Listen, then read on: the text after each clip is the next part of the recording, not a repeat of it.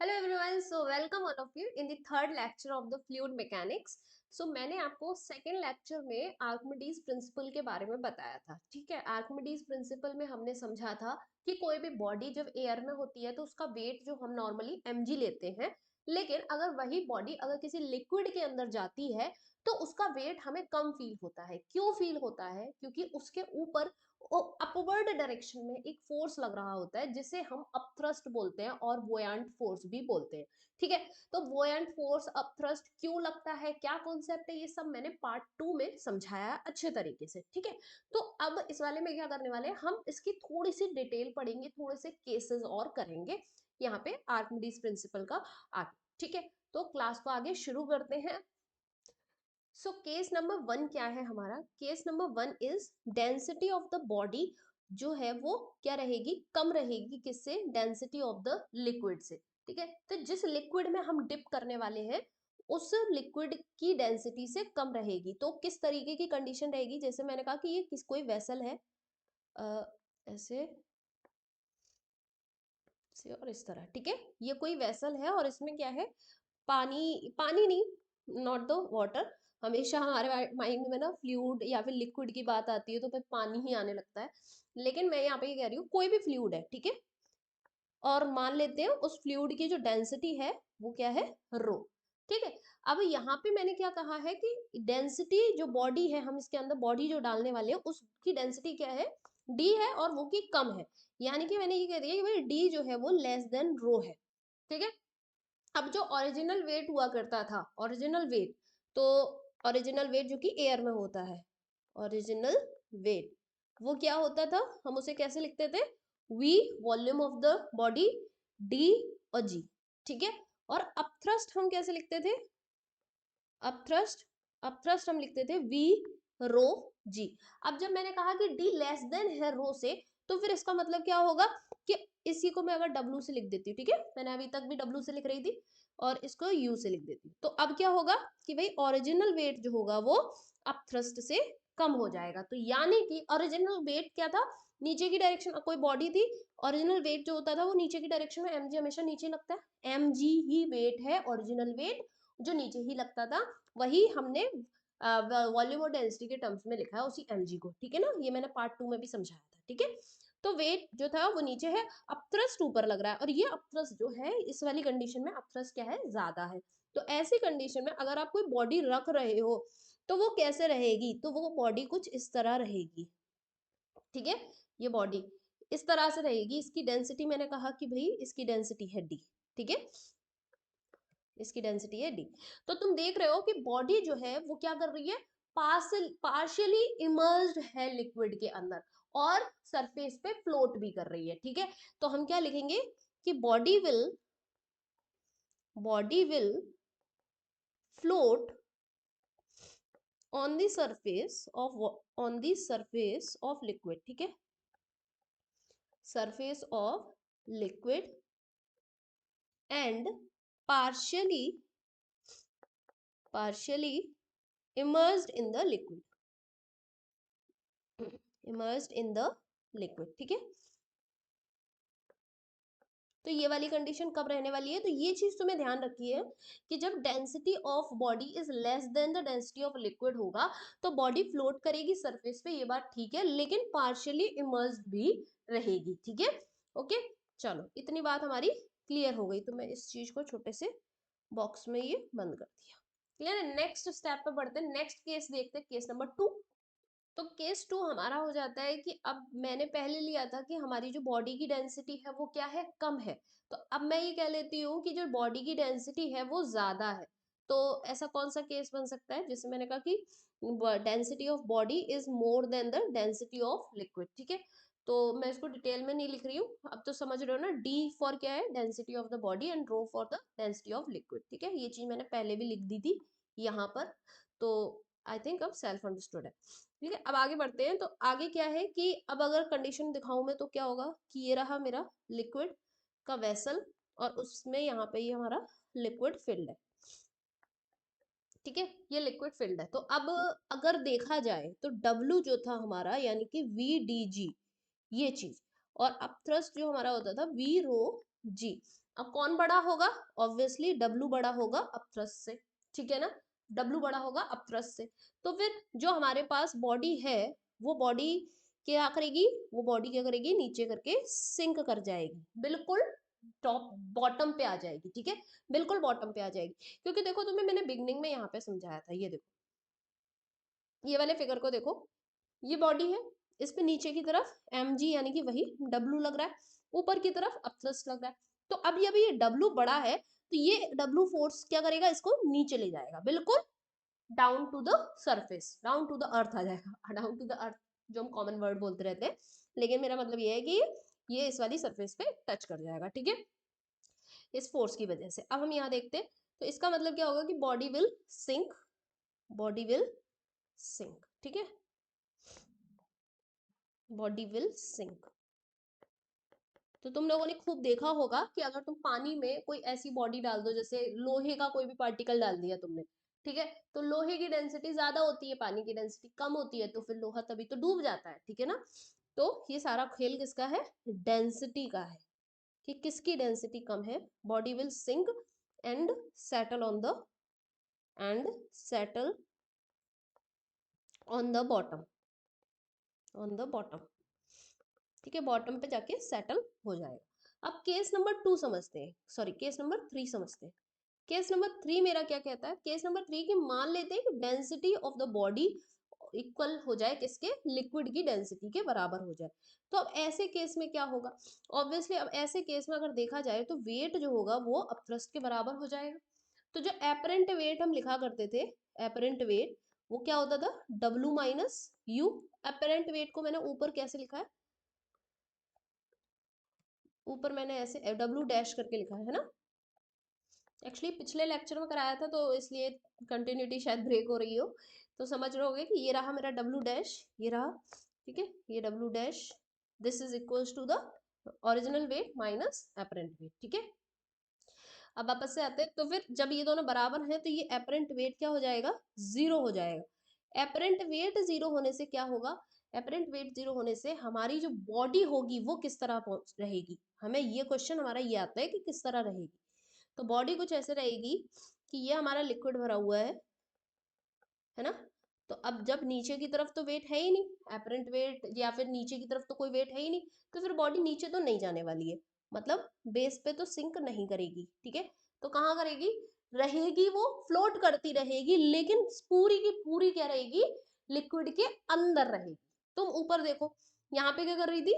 कि फ्लोट तो कर रही थी, लेकिन partially immersed in the liquid. यहाँ पे क्या करेगी? बॉडी फ्लोट करेगी but completely immersed in the liquid. तो body will float on the surface but completely immersed in the liquid, ठीक है। तो हम क्या लिखेंगे इसको? बॉडी विल, इधर की तरफ लिख देती हूँ, body will float, body will float under the surface of, अभी मेरी इमेज के पीछे आ गया होगा ये, ठीक है, मैं बोल रही हूँ उसको समझ लो। Body will float under the surface of liquid, so complete, तो body will be completely immersed in the liquid, ठीक है, इमर्स्ड इन लिक्विड।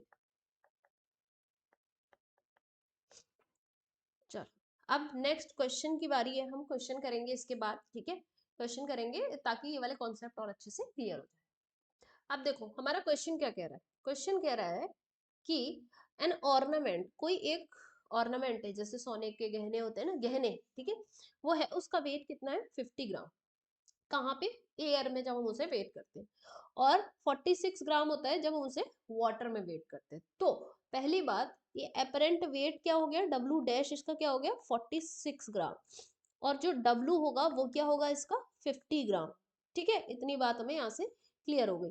फिर उसके बाद मुझे यहाँ पे पता चल रहा है, assuming that the some copper is mixed, कुछ कॉपर गोल्ड के साथ मिक्स है, ठीक है, to prepare the ornament, find the amount of copper in it. मतलब मुझे ये बताना है कि जो मेरे पास गोल्ड का ऑर्नामेंट है उसके अंदर कितनी कॉपर है। तो मतलब ये सोच लो कि भाई जो तुम्हारे पास, तुम्हारी मम्मी के पास या किसी के पास भी जो भी सोने के ऑर्नामेंट्स होते हैं ना, तो उसमें प्योर सोना नहीं होता है।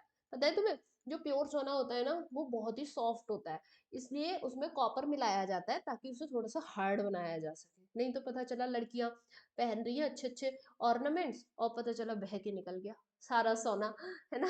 तो वो वाली चीज नहीं होनी चाहिए, इसीलिए कॉपर मिक्स किया जाता है ताकि स्ट्रॉन्ग बना रहे। ठीक है, तो चलो पता करते हैं कि कितना है इस कॉपर, ठीक इसके अंदर। ठीक है, तो अब मैं कहूँ कि अपथ्रस्ट निकालना पड़ेगा मुझे। अपथ्रस्ट कितना होगा? हम जानते हैं कि W dash is equals to W minus U होता है। तो यू अपथ्रस्ट कितना आ रहा होगा भाई मेरा? डब्ल्यू डैश माइनस डब्ल्यू, यानी कि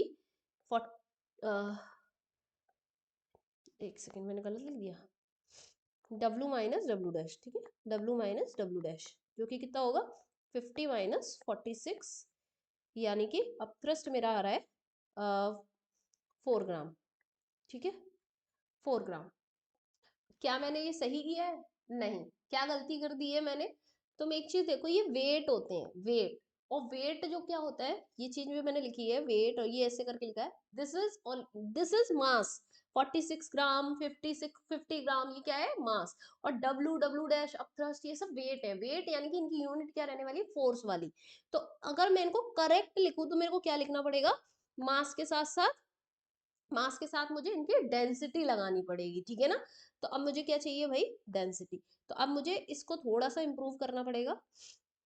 कैसे करेंगे हम इसे? अब W क्या था हमारा? W जो था यानी कि एयर में जो वेट था इसका, ठीक है, हम उसको देखेंगे।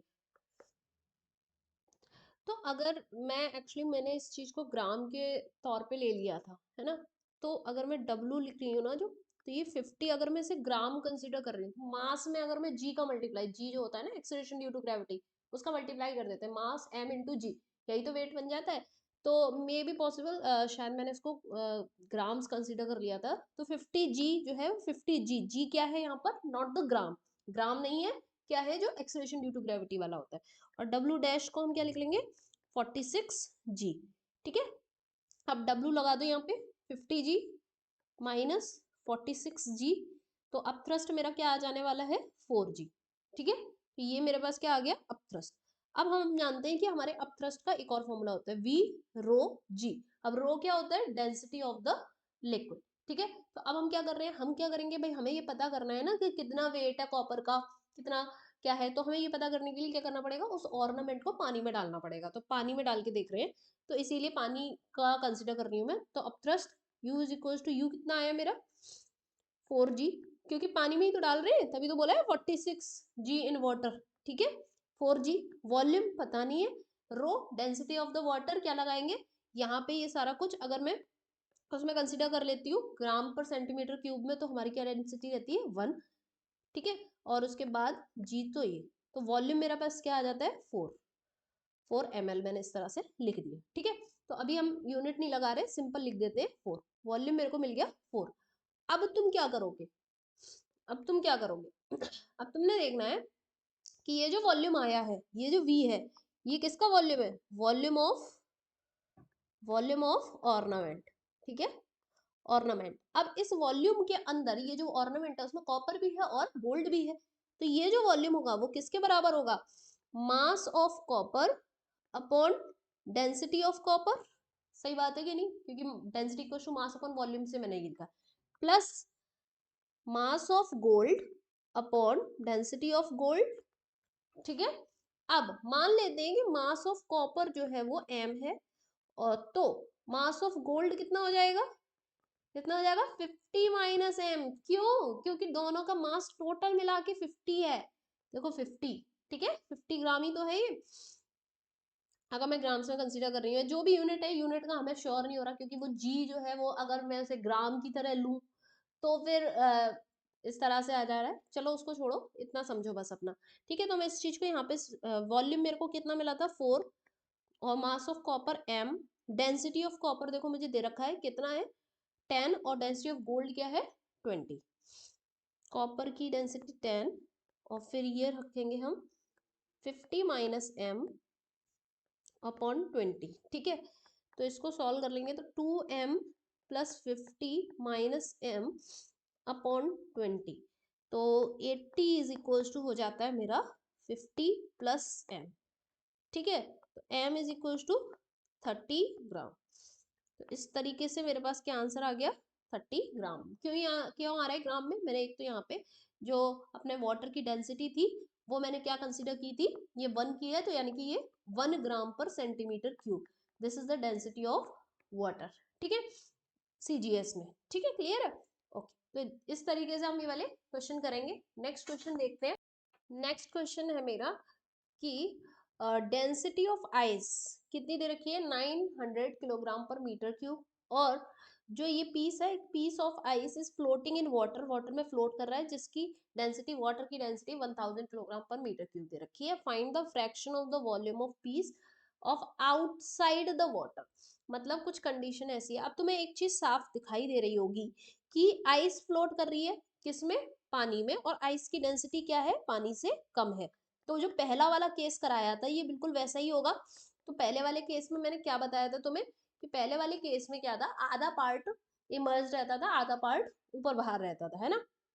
तो इस तरह से ये कुछ ऐसे रहेगा। ठीक है, या फिर ऐसे बना देती हूँ प्रॉपर।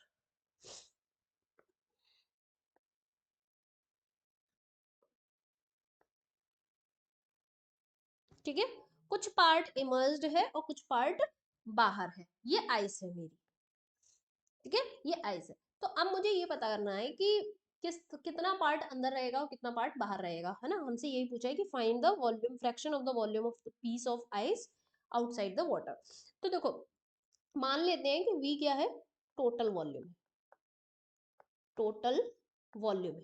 ठीक है, और VI जो है वो इमर्ज्ड वॉल्यूम, इमर्ज्ड वॉल्यूम है, मतलब जो अंदर की तरफ वॉल्यूम है। मुझे अंदर वाले वॉल्यूम से ही क्यों इंटरेस्ट है, क्योंकि ये जो अंदर वॉल्यूम है, ये वाला जो अंदर वॉल्यूम है इतना, इतने वॉल्यूम पर ही क्या लगेगा, अपथ्रस्ट। अपथ्रस्ट लगता क्यों है, अपथ्रस्ट लगता है कि जब कोई बॉडी हम किसी लिक्विड में डालते हैं तो वो बॉडी जाके उस लिक्विड में, लिक्विड को हटाकर अपनी जगह बनाती है। तो जितना लिक्विड उसने हटाया होता है उतने ही लिक्विड के बराबर का फोर्स ऊपर लगता है, उतने ही लिक्विड का जो वेट होगा उतना ही फोर्स ऊपर की तरफ लगता है। यही तो अपना बुयांट फोर्स अपथ्रस्ट होता है। तो अभी अंदर कितना गया है, अंदर तो इतना ही है, तो इतने के वॉल्यूम के बराबर, इतने, इतना जो वेट है, इतना जो पार्ट है ना, इसका जो वेट होगा, इतना पार्ट, इतनी पार्ट में से जो लिक्विड हटा है उसका ही वेट जो होगा वही अपथ्रस्ट के तौर पे ऊपर आएगा। ठीक है, तो अब ये फ्लोट कर रहा है, तो जो हमारा वेट ऑफ द आइस है, weight of ice, weight of ice, ठीक है, वेट ऑफ आइस किसके बराबर होगा, अपथ्रस्ट के बराबर। ठीक है, तभी तो फ्लोट कर रहा है ना, तभी तो फ्लोट कर पा रहा है। वेट ऑफ आइस कितना होगा, जो एयर में है वेट कितना होगा, वॉल्यूम, डेंसिटी और जी। ठीक है, वॉल्यूम, टोटल वॉल्यूम। अपथ्रस्ट किसके बराबर लगता है, अपथ्रस्ट लगता है, अपथ्रस्ट इज द फोर्स, जो उसी फोर्स के बराबर होता है, जो कि बराबर होता है वेट के बराबर, किसके वेट के बराबर, जितना लिक्विड डिस्प्लेस हुआ होता है। ठीक है, तो लिक्विड कितना डिस्प्लेस हुआ है, ऑब्वियसली इतना लिक्विड डिस्प्लेस हुआ है, इतना वॉल्यूम, जितना वॉल्यूम आइस का अंदर इमर्ज्ड है उतना ही वॉल्यूम वाटर का डिस्प्लेस हो गया है। तो मैंने कहा कि VI, ऑब्वियसली मैं लिक्विड के डेंसिटी निकालो रखूंगी यहाँ पर, तो यानी कि रो और जी। ठीक है, बस इतना सा मैटर है ना। कॉम्प्लिकेट थोड़ा सा कभी कभी कंफ्यूजिंग हो जाता है, लेकिन आराम से समझोगे तो समझ आ जाएगा। ठीक है, अब तुम देखो, जी से जी कट गया, ये वॉल्यूम यहाँ पे 900, यहाँ पे इमर्ज्ड इनटू 1000। ठीक है, तो मुझे क्या पूछ रहा था, अभी मैं पहले इमर्ज्ड वाले के साथ निकालती हूँ। VI upon V is equal to क्या जाएगा, 900 अपॉन 1000, यानी कि 9/10। तो अब तुम देख सकते हो कि VI इज इक्वल टू क्या है, 9V/10। ठीक है, यानी कि 9 टाइम्स 9V/10, तो इतना पार्ट क्या है, इमर्ज्ड है। ठीक है, तो आउटसाइड क्या है, तो आउटसाइड क्या रहेगा, V outside, obviously V minus V inside, है ना। तो क्या आ जाएगा V आउटसाइड, पहले इसको थोड़ा सा अलग कर देती हूँ, ये लाइन खींच के। ठीक है, तो V outside is equal to हो जाएगा V माइनस 9V/10 तो v outside is equals to v/10। ठीक है। अब तुम देख रहे होगे कि दीदी आपने फिगर तो ऐसा बनाया था जिसमें लग रहा था, फिगर के हिसाब से ऐसा लग रहा है कि इमर्स्ड पार्ट कम है, तो हाँ सही बात है, फिगर के हिसाब से लग रहा है इमर्स्ड पार्ट कम है। तो मुझे एक्चुअली बनाना ऐसे चाहिए था कि इमर्स्ड पार्ट ज्यादा है। ठीक है, तो वो तो सॉल्व करके पता चला है हमें, इसीलिए मैंने पहले से ही नहीं बनाया, क्योंकि अगर मैं पहले से ही फिगर बना देती तो तुम्हें पहले से ही अंदाजा हो जाता कि लगभग आंसर किस तरफ आएगा। ठीक है, इतना इमर्स्ड पार्ट है। ओके चल, आई थिंक समझ में आ गया होगा, ये v/10। ठीक है, तो कि अगर कई बार क्वेश्चन इस तरह भी पूछ ले कि, तो इस चीज को याद रखो, पता है, ये वाला पार्ट याद रखो,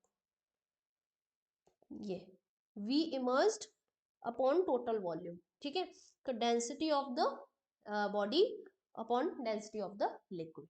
ठीक है, तो ये एज अ ट्रिक लिख सकते हैं हम इसे, एज अ ट्रिक लिख सकते हैं, ट्रिक मिल गई।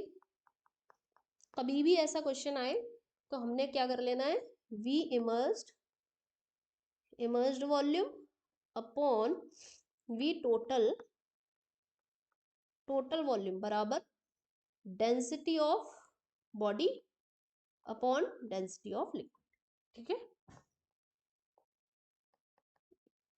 डेंसिटी ऑफ बॉडी और ये क्या हो गया, डेंसिटी ऑफ लिक्विड। तो अगर जरूरी नहीं है कि वाटर ही हो, अगर कोई और चीज हो तो उसके लिए भी हम यही चीज ऐसे ही अप्लाई कर सकते हैं। तो इसी तरह से आप डायरेक्ट लगा लेना, तो ये डायरेक्ट डेटा हमारे पास आगे ट्रिक जैसे मिल गया।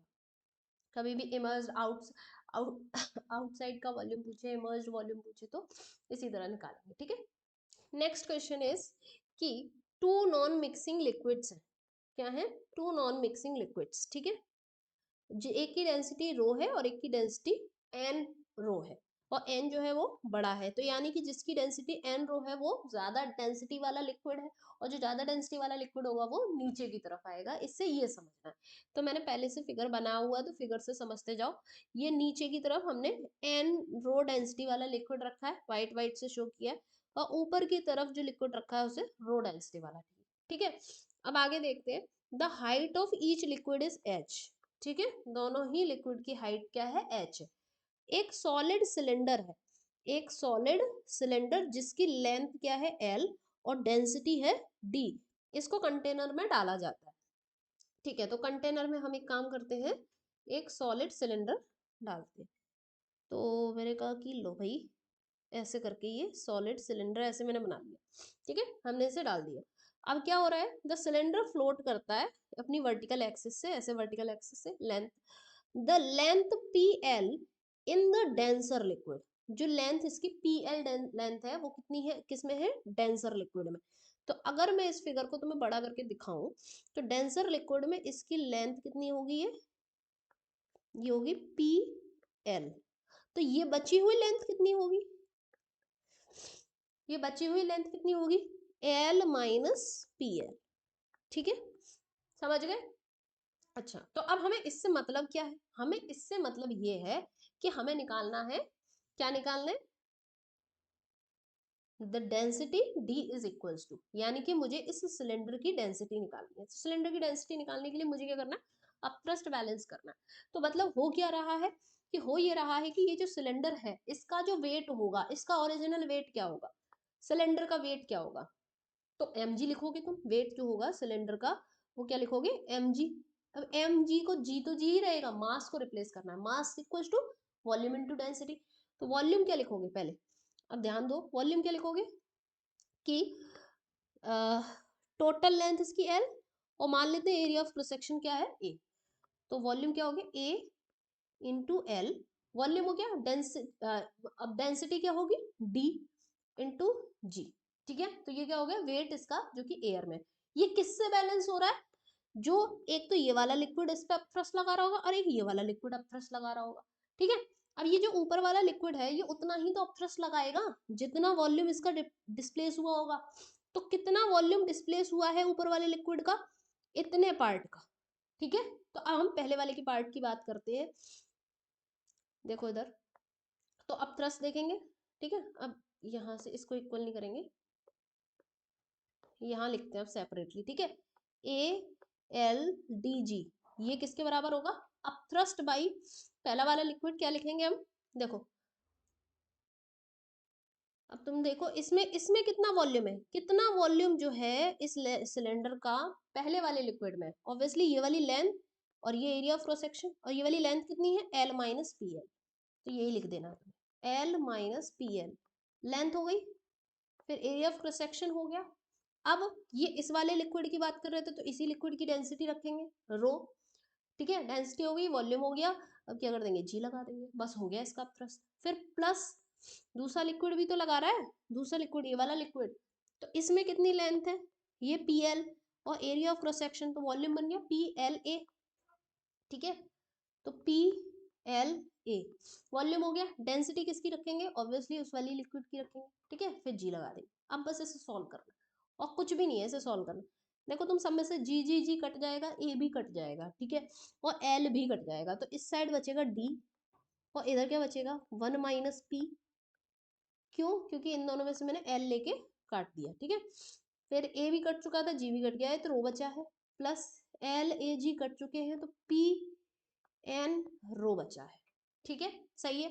अच्छा, फिर उसके बाद डी, अभी इसमें से मैं रो कॉमन ले लूं, फिर क्या बचेगा, 1 minus P plus N P, ये बचेगा, ठीक है, और कुछ कॉमन ले ले, ये रो रहने दो इस तरह से, और फिर इसमें से काम करते हैं, ऐसे लिख लेते हैं 1 प्लस एन माइनस 1 पी, ठीक है, हमने क्या किया है, ये p जो है इसको कॉमन ले लिया है, तो n और ये -1 p, ठीक है, तो यही देख लो n-1 p वाला ऑप्शन कौन सा है, n-1 इसमें आ रहा है, n-1 इसमें आ रहा है, ठीक है, और साथ में 1 है, तो यानी कि करेक्ट आंसर इज बी। तो इस तरीके से करना है, तो मैं क्या करना होता है, पहला स्टेप क्या था, जो बॉडी है उसका ओरिजिनल वेट देखो, ठीक है, फिर उसको अपथ्रस्ट के बराबर करो। अपथ्रस्ट हमेशा क्या होता है अपथ्रस्ट वाली बात जब भी बोलने को आती है तो मैं एक फ्लो वाली लाइन नहीं बोल पा रही, तो अपथ्रस्ट हमेशा ऊपर की डायरेक्शन में लगने वाला एक फोर्स होता है, जो फोर्स उसी वेट के बराबर होता है जो वेट डिस्प्लेस्ड लिक्विड का होता है। डिस्प्लेस्ड लिक्विड कितना होता है, जितना वॉल्यूम किसी बॉडी ने आके जगह घेरी होती है, ठीक है, उतना ही होता है, बस आई थिंक अब तक तो समझ ही गए होंगे। तो चलो एक और क्वेश्चन कर लेते हैं। एक और क्वेश्चन क्या कह रहा है मेरा, क्वेश्चन कह रहा है कि दो लिक्विड्स हैं, एक की डेंसिटी है 2 रो और एक की डेंसिटी है रो, देयर वॉल्यूम, उनके वॉल्यूम का रेशियो है 3:2, ठीक है, उन दोनों को मिक्स किया जाता है, डेंसिटी ऑफ द मिक्सचर बतानी है। तो ऐसे केस में कैसे करना होता है, तो फॉर्मूला बता देती हूँ, फॉर्मूला क्या पहले समझा ही देती हूँ, जैसे कि एक ये है, एक वॉल्यूम ये है, और इनको मिला के ये, ठीक है, इसमें ये वाला लिक्विड था, ये ऐसे, ठीक है, इसमें ये वाला था, ठीक है, अब ये सारा मिक्स कर दिया है, कलर का पूरा ध्यान रखा गया है तुम्हारे लिए, ठीक है, तो ये तो हमारा मान लेते हैं, इसका वॉल्यूम है, मैं अगर इसका वॉल्यूम 3 भी मान लूँ और इसका 2 भी मान लूँ, तो 3:2 रेशियो हो जाएगा ना, ठीक है, और इसकी डेंसिटी 2 रो हो गई और इसकी डेंसिटी रो हो गई, तो इसकी डेंसिटी मान लो रो डैश है वो बताना है, और इसका वॉल्यूम वी डैश है वो बताना है, ठीक है। अच्छा वी डैश होगा कितना, ऑब्वियसली जब इन्हें मिक्स किया गया है तो 3v प्लस 2v 5v हो जाएगा ना, वॉल्यूम तो है ना, ऐड कर देंगे, कैसे हुआ है 3v प्लस 2v। अब उसके बाद rho dash will be equals to क्या हो जाएगा, 2 रो इंटू 3v प्लस, दरअसल फॉर्मूला क्या लिखना है हमें मिक्सचर के केस में, rho 1 v1 plus rho 2 v2 upon v1 plus v2, ठीक है, वही चीज मैं कर रही हूँ, rho into 2v upon total volume 5v, इसको सॉल्व करेंगे तो हो जाएगा ये 6 rho v plus 2 rho v upon 5v, ठीक है, तो rho dash will be equals to 8 rho v upon 5v, ठीक है, तो correct answer is 8 rho by 5, ठीक है, 8 rho by 5, correct answer is C, C is the correct answer, ठीक है। अब हम नेक्स्ट टॉपिक की बात करते हैं, फ्लो ऑफ फ्लूइड्स। ठीक है। अब हमारे फ्लूइड्स जो करेंगे वो फ्लो करेंगे। पहले तक क्या था, फ्लूइड्स जो थे वो रुके हुए थे, अब फ्लूइड चलने लगेंगे। ठीक है। अब देखो क्या होता है, तो दो तरीके का फ्लो होता है। क्या होता है मेरे पास, ये ध्यान रखना है तुम्हें, दो तरीके का फ्लो होता है। एक क्या होता है, स्टेडी फ्लो। क्या होता है, स्टेडी फ्लो। ठीक है। और दूसरा क्या होता है, टर्ब्यूलेंट फ्लो। Turbulent flow. और तुम्हें एक बात बताऊं, तुमने ये दोनों तरीके के फ्लो अपने घर पे ही देखे। कैसे देखे, तुम चलो पढ़ते पढ़ते बाद में, पहले एक फ्लो को इमेजिन करते हैं। तुमने नहीं देखे हैं, देखे तो हैं, पर आज तुम्हें जाके मैं विजुअलाइज करवाती हूँ। तुम जाना अपने घर पे बाथरूम में, जहाँ पे टैप लगा हुआ है उसको हल्का सा खोलना, हल्का सा। जब तुम हल्के से खोलोगे तो बहुत ही स्मूथ सी पानी की जो फ्लो आ रहा होगा, बहुत स्मूथ आएगा, है ना, बहुत ही स्मूथ आता है। और जैसे ही तुम फुल खोल देते हैं, वैसे ऐसे भरभरा के पानी आता है, बिल्कुल गुस्से में वो जो भरभरा के पानी आता है ना, वो है टर्बुलेंट फ्लो। जो स्मूथ सा आ रहा है वो स्टेडी फ्लो। ठीक है। तो इससे क्या समझ में आ रहा है कि जब तुमने हल्का सा खोला था तब धीमे धीमे पानी आ रहा था, और स्मूथ सी एक परफेक्ट सी लाइनिंग के साथ आ रहा था, है ना। तो इसका मतलब वहां पे वेलोसिटी एक परफेक्ट मैनर में रही होगी। और जब वो भर भरा के आता है ना पानी, एकदम यूं भाग रहा है उधर, भाग रहा है उधर, पूरे में गीला हो गया और सब, तो वो क्या हो रहा है, टर्बुलेंट फ्लो है। अब उसकी डिटेल सब आगे पढ़ते हैं हम। ठीक है। अच्छा, दूसरी चीज ये समझ लो कि भाई स्टेडी फ्लो का दूसरा नाम क्या होता है। स्टेडी फ्लो को ही हम स्ट्रीम लाइंड फ्लो भी कहते हैं। स्ट्रीम लाइंड फ्लो भी कहते हैं। ठीक है। और दूसरा स्ट्रीम लाइन फ्लो भी कहते हैं, और दूसरा क्या कहते हैं, लेमिनार फ्लो। ठीक है। Laminar flow. अब इसका दूसरा नाम नहीं है, तुम ये मत सोचना कि अरे वो भरभराते हुए आने वाला फ्लो तो वो वाला नहीं सोचना। ऐसी ही है बस, स्टेडी फ्लो, स्ट्रीमलाइन फ्लो और लेमिनार फ्लो। ठीक है बच्चों, समझ गए। अब हम देखेंगे कि पहले स्टेडी फ्लो क्या होता है और उसकी क्या क्या प्रॉपर्टीज है। ठीक है। आप फिजिक्स पढ़ रहे हैं तो भाई सिर्फ ऐसे थोड़ी है कि इतना सा देख के ही रह जाएंगे, अब हम थोड़ा सा अंदर डेप्थ में जाएंगे। ठीक है। देखो चलो पहले कोई एक पाइप बनाते हैं। ठीक है। मैंने माना कि इस तरह से हमारा ये कोई पाइप है, उसके अंदर फ्लूइड फ्लो करेगा, कोई भी फ्लूइड लिक्विड कुछ भी। तो पाइप का मुंह बना दिया दोनों साइड से। ठीक है। तो अब क्या होता है कि किसी भी पर्टिकुलर पॉइंट पर अब जो पानी जा रहा होगा वो ऐसे ही जाएगा। और तुम्हें पता है, जिस ये पानी जो मतलब पानी पानी बार बार बार आ जाता है मुंह पे, मतलब लिक्विड, जो भी लिक्विड जा रहा होगा वो इस तरह से जाएगा। ठीक है। तो जिस पाथ पे जाता है उसी पाथ को क्या बोलते हैं, स्ट्रीम लाइन बोलते हैं। फ्लो कैसा है, स्ट्रीम लाइंड फ्लो है। ठीक है। टर्म समझ लो, कैसा है, स्ट्रीम लाइंड फ्लो। और जिस पाथ पे ये फ्लूइड के पार्टिकल्स चलते हैं, ये फ्लूइड के पार्टिकल्स के चलने का पाथ बनाया मैंने। ठीक है। और जिस पाथ पे वो चल रहे हैं उस पाथ को बोलेंगे हम स्ट्रीम लाइन। ठीक है। लिख दूं मैं, ये पाथ जो है, इस पाथ को हम क्या बोलते हैं, स्ट्रीम लाइन। स्ट्रीमलाइन, चलो ये तो बात हो गई। अब क्या होता है, किसी भी पाथ या फिर किसी भी पॉइंट पर, मैंने कहा कि ये पॉइंट है कोई, पॉइंट नंबर 1, मैंने कहा कि ये पॉइंट है कोई, पॉइंट नंबर 2, और ये पॉइंट है कोई, पॉइंट नंबर 3। किसी भी पर्टिकुलर पॉइंट पर फ्लूइड के जो पार्टिकल्स आते जाते हैं उनकी वेलोसिटी क्या रहती है, सेम रहती है।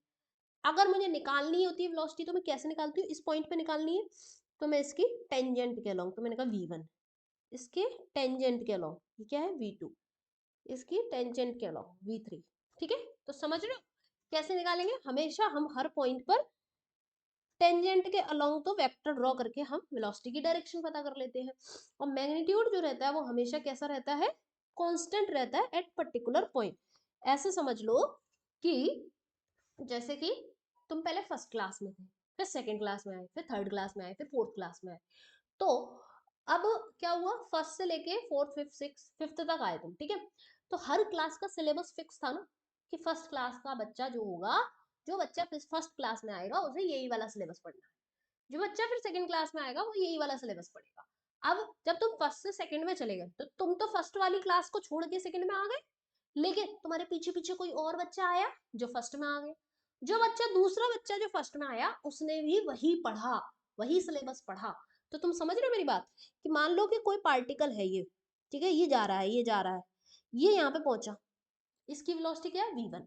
अब ये वाला पार्टिकल तो पहुंच गया, यहाँ पहुंच गया, लेकिन पीछे से और पार्टिकल दूसरा आ रहा है, वो भी जब इसी पॉइंट पे आएगा तो उसकी भी वेलोसिटी v1 होगी, और ये वाला पार्टिकल जब यहाँ पे था तो अब इसकी वेलोसिटी v1 ही थी, ठीक है। तो मतलब किसी पर्टिकुलर पॉइंट पर वेलोसिटी सेम रहेगी, पर अलग अलग पॉइंट पर वेलोसिटी अलग हो सकती है, ठीक है।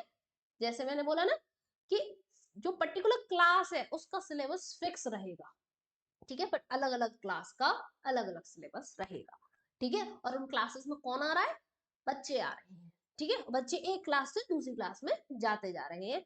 सेम बात कि पहले एक पार्टिकल यहाँ था, फिर उसके बाद वेलोसिटी v1 थी, ठीक है। ठीक है, यहाँ पे ऐसा नहीं सोचना है कि कोई भी फ्लूइड है उसका एक पार्टिकल, अब तुम दिमाग में कैसे बना रहे, फ्लूइड, चलो मान लेते हैं वाटर, वाटर का मॉलिक्यूल H2O, एक H2O मॉलिक्यूल की वेलोसिटी v1, दूसरे H2O मॉलिक्यूल की वेलोसिटी v2, तो हर मॉलिक्यूल की वेलोसिटी, मैं ऐसा नहीं कह रही कि हर मॉलिक्यूल की वेलोसिटी, हर पार्टिकल की वेलोसिटी फिक्स रहेगी, नहीं, ये चीज नहीं कह रही हूं मैं ये कह रही हूँ जो भी मॉलिक्यूल यहाँ इस पॉइंट से गुजरेगा उसे v1 वेलोसिटी से ही गुजरना पड़ेगा, जो भी मॉलिक्यूल यहाँ से गुजरेगा उसे v2 वेलोसिटी से ही गुजरना पड़ेगा, ठीक है, समझ गए। तो अब हम क्या कहते हैं, बहुत ज्यादा समझा दिया मैंने, तो मैं लिख देती हूँ इस बात को, the velocity of fluid particles at particular point will be constant, क्या रहेगी, कांस्टेंट रहेगी, विल बी कांस्टेंट, थोड़ा टेढ़ी मेढ़ी लाइन हो गई मेरी, ठीक है, कोई बात नहीं है, तुम बहुत अच्छे बच्चे हो, समझ लेते हो, मैं तो टेढ़ा बेढ़ा लिख देती हूँ यार, वो ना ऊपर पहुंच जाता है, यूं यूं करके ऐसे ऊपर जाता है, ठीक है। Will be constant but velocity at different points can be different, ठीक है। अब तुम्हें इस चीज से एक पता है, एक statement based question, assertion reason type question मिल गया, ठीक है। तो ये चीजें ही होती हैं ऐसी, जिनके कॉन्सेप्ट अच्छे होते हैं तो वो समझ जाते हैं। तो देखो एट पॉइंट, तो देखो v1 जो होगा, v1 ये अपने आप में कांस्टेंट रहेगा, है ना, ऐसे v2 ये अपने आप में कांस्टेंट रहेगा, ठीक है, अपने अपने पॉइंट्स पे, v3 ये अपने आप में कांस्टेंट रहेगी, रहेगी तो ऐसे कर रही है जैसे एक मेल है एक फीमेल है, ठीक है, बट v1 v2 के बराबर नहीं है, नहीं v3 के बराबर है, सब आपस में अलग, ठीक है बच्चों, समझ गए। ये एक बहुत ही इंपॉर्टेंट फ्लो बात है ये, जो कि स्टेडी फ्लो में ही मिलती है। अब देखो मैंने तुम्हें क्या बताया था, the path eight which the particle of fluid flow, उसे क्या कहते हैं, स्ट्रीम लाइन। तो मैं क्या कह सकती हूँ भाई, कुछ पॉइंट्स हैं वो लिख लो, क्या, कि स्ट्रीम लाइन क्या है, stream line, the path at which fluid particle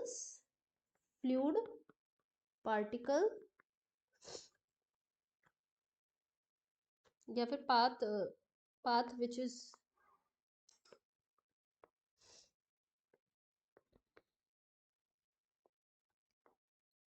is followed by fluid particle, है ना, which is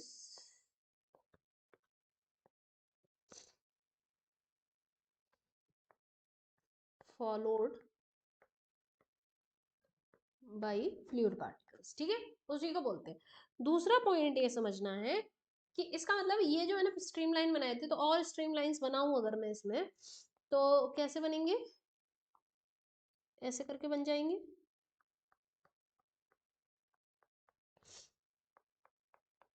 ये सब क्या है, स्ट्रीम लाइंस, ठीक है, ये स्ट्रीम लाइंस है, ये पाथ है, तो एक ही पाथ में चलते हैं, एक लाइन में चल रहे हैं तो सब एक ही लाइन में चलेंगे, ऐसे लाइन वाइज चलते हैं। तो कोई भी any two stream lines can never intersect each other. जैसे जैसे हम electric field lines, magnetic field lines इनके लिए पढ़ते थे कि वो एक दूसरे को कैंसिल आउट नहीं करते, उसी तरीके से कोई भी दो स्ट्रीम लाइन एक दूसरे को कैंसिल आउट नहीं करती है। Any two stream lines, any two stream lines never intersect each other, never intersect each other. क्यों?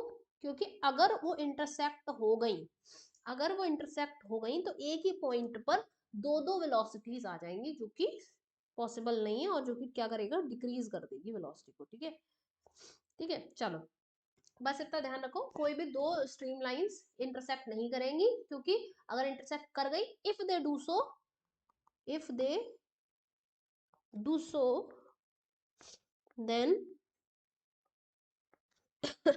देन देन क्या होगा, at one point two velocities will come, which is not possible। ठीक है, not possible for streamline flow, steady flow।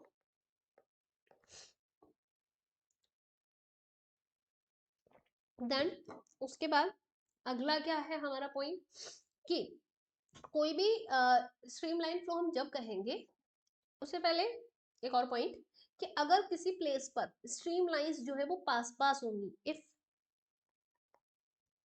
At any place, at any place stream lines are closer, stream lines are closer, तो then velocity of fluid is more, velocity of fluid वहां पर क्या होगी, ज्यादा होगी, is more।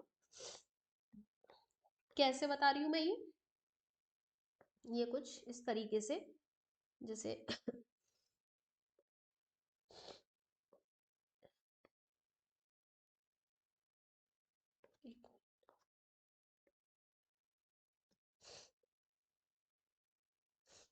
ठीक है,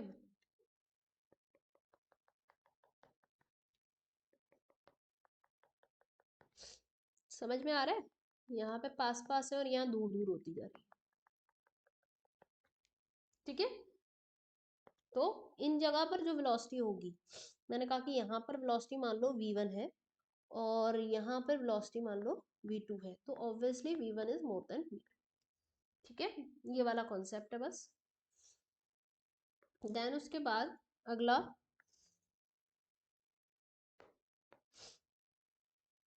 ठीक है, any any any flow will be steady flow, steady flow when velocity of fluid particles की जो velocity है is less than the critical velocity, less than critical velocity। अब ये critical velocity क्या होती है, critical velocity के लिए अभी मैं तुम्हें पढ़ाऊंगी रेनॉल्ड्स नंबर। ठीक है, रेनॉल्ड्स नंबर पढ़ने से पहले हम पढ़ेंगे टर्बुलेंट फ्लो। ठीक है, भरभराता हुआ फ्लो। ठीक है, तो हम देखेंगे सबसे पहले टर्बुलेंट फ्लो, टर्बुलेंट फ्लो। तो टर्बुलेंट फ्लो समझना बहुत आसान है, क्योंकि तुमने स्टेडी फ्लो को समझ लिया है। तो स्टेडी फ्लो में क्या था, वेलोसिटी बहुत कम होती थी, है ना, ये बोला है ना, क्रिटिकल वेलोसिटी से कम होनी चाहिए तभी स्टेडी फ्लो होगा। तो जब भी क्या होगा, स्पीड ऑफ, यानी कि speed of fluid particles is quite high. ठीक है, ज्यादा होगी, quite high, then its boundaries. अभी मैंने तुम्हें स्टार्टिंग में ही क्या बताया था, मैंने कहा था कि जब तुम टैप को हल्का सा खोलते हो तो बहुत ही स्मूथ प्रॉपर बाउंड्रीज के साथ फ्लो आता है, और जब थोड़ा सा तेज खोल देते हो तब क्या होता है, एकदम से फैलने लगता है पानी, फ्लो प्रॉपर नहीं होता, इधर उधर अजीब सा हो जाता है। ठीक है, तो बाउंड्रीज जो होती हैं, बाउंड्रीज बिकम एब्रप्ट। ठीक है, एब्रप्ट मतलब बेकार सी हो जाती है। तो then this flow is called, then this flow is turbulent flow. ठीक है, टर्बुलेंट फ्लो।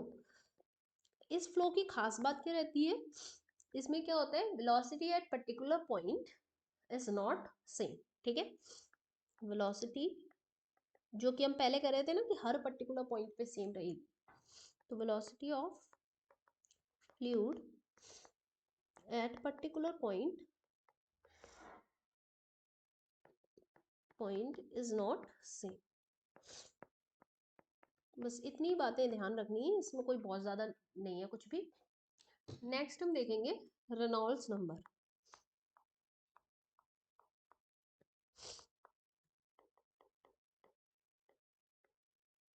ठीक है,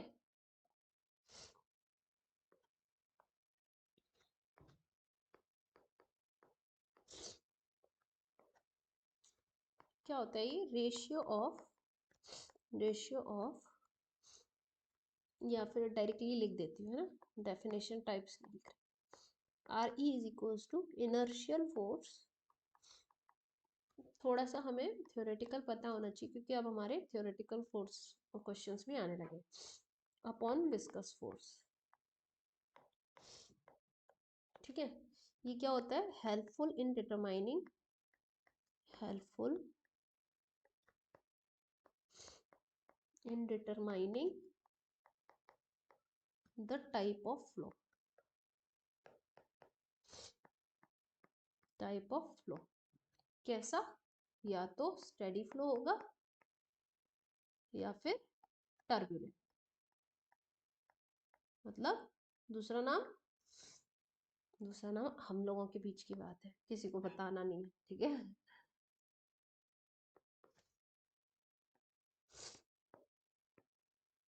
अभी मैं ज्यादा बोल रही हूँ ना तो मेरे को दिक्कत होती है बोलने में, पता नहीं इतना टाइम हो गया ठीक नहीं हो पा रही है, गला चेक करवाना पड़ेगा मुझे, अपनी एंडोस्कोपी करानी पड़ेगी। ठीक है, चलो, स्टेडी फ्लो होगा या फिर टर्बुलेंट फ्लो होगा, तो इसका फॉर्मूला क्या रहता है, R E is equals to rho V D upon eta. अब यहाँ पे रो क्या रहता है, rho is the density of the fluid, तो इसे भी लिख देती हूँ मैं, रो क्या है, डेंसिटी,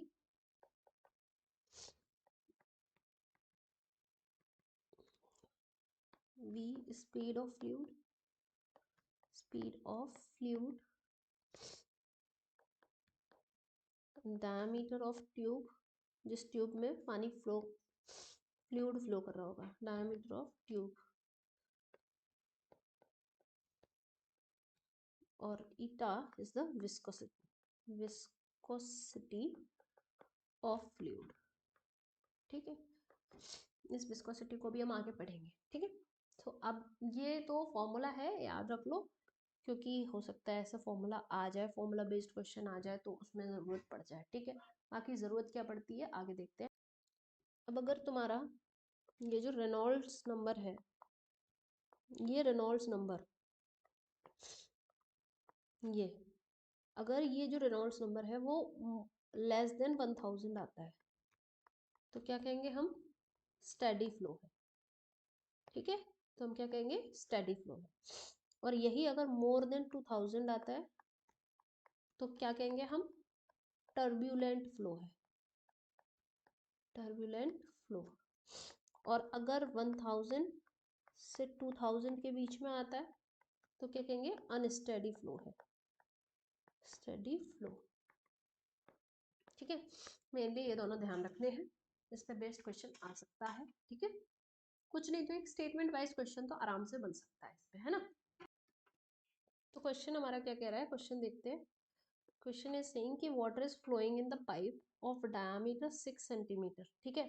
एवरेज वेलोसिटी ये दे रखी है, डेंसिटी ये दे रखी है, नेचर ऑफ द फ्लो बताना है हमें, कोफिशिएंट ऑफ विस्कोसिटी, अच्छा सॉरी नहीं यहाँ पे ये विस्कोसिटी ऑफ फ्लूइड लिख दिया सिर्फ, coefficient of viscosity, coefficient of viscosity, ठीक है। तो सिंपल था, मेरा रेनॉल्ड नंबर निकालना है। कह नहीं रहा हो, कह नहीं रहा कि रेनॉल्ड नंबर को यूज करो, लेकिन तुम्हें पता होना चाहिए रेनॉल्ड नंबर ही यूज किया जाता है type of flow, nature of flow बताने के लिए। मैंने यहाँ पे टाइप ऑफ फ्लो लिख दिया था, तो हम यहाँ पे क्या लिख सकते हैं, नेचर ऑफ फ्लो, ठीक है। अब यहाँ आ जाओ, रेनॉल्ड नंबर क्या था हमारा, रो वी डी अपॉन ईटा, ठीक है। रो डेंसिटी कितनी दे रखी है, 10⁻3, वेलोसिटी 7.5 इंटू 10⁻2 करना पड़ेगा सेंटीमीटर पर सेकेंड में, इसलिए डायमीटर 6 सेंटीमीटर है तो 6 इंटू 10⁻2 करना पड़ेगा, अपॉन कोफिशिएंट ऑफ विस्कोसिटी 10⁻3 हो जाएगा। इसको सॉल्व करेंगे तो तुम देखो एक चीज़ ध्यान से, इसका पॉइंट हटाओगे तो इसको मैं 10⁻3 लिख सकती हूँ, ठीक है।